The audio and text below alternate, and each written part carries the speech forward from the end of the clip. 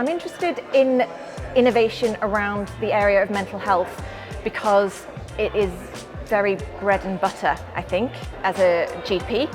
And I think that there is a need now to think differently about how we manage mental health, because awareness has very much increased around mental health difficulties, which is great, but the solutions or the support mechanisms that are available haven't caught up, I don't think.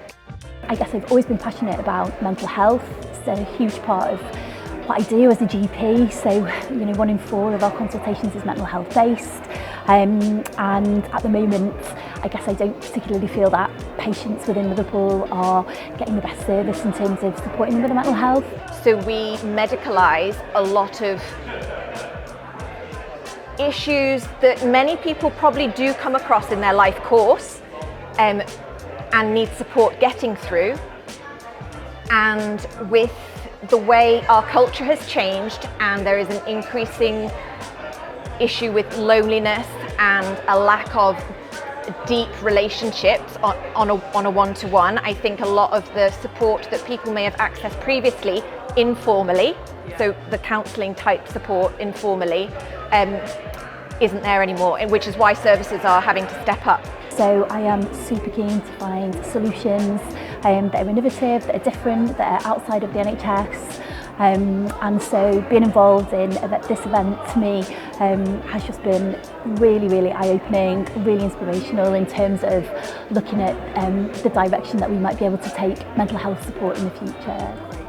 The way in which young people communicate changes all the time, and where they communicate changes. So the fact that currently they're communicating on this Discord platform, which I only knew was a thing 6 months ago, shows like, wow, there's thousands, millions of people here, and there'll be something new, won't there, in a year? And it's about, the expertise remains the same, but the place in which you can intervene with that expertise is forever changing, and that's what excites me. So it's about keeping abreast of changes. I think a huge answer to the social poverty I think that we have in UK is around funding and supporting asset-based community development, so that people have the opportunity to make relationships in a cohesive community at a local level, like where they live, where they work, so that they can stay healthy in that community and actually only touch on services when they're poorly and much further upstream. But to hear the passion from individuals and the genuine way that they want to use data and innovative technology to support those around them, and today predominantly around student mental health and well-being.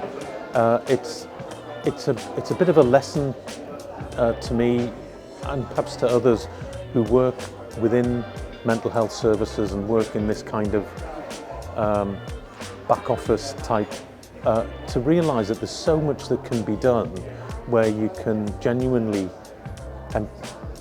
use innovative approaches to empower people in the use of their data and engender the kind of self-care, self-help stuff.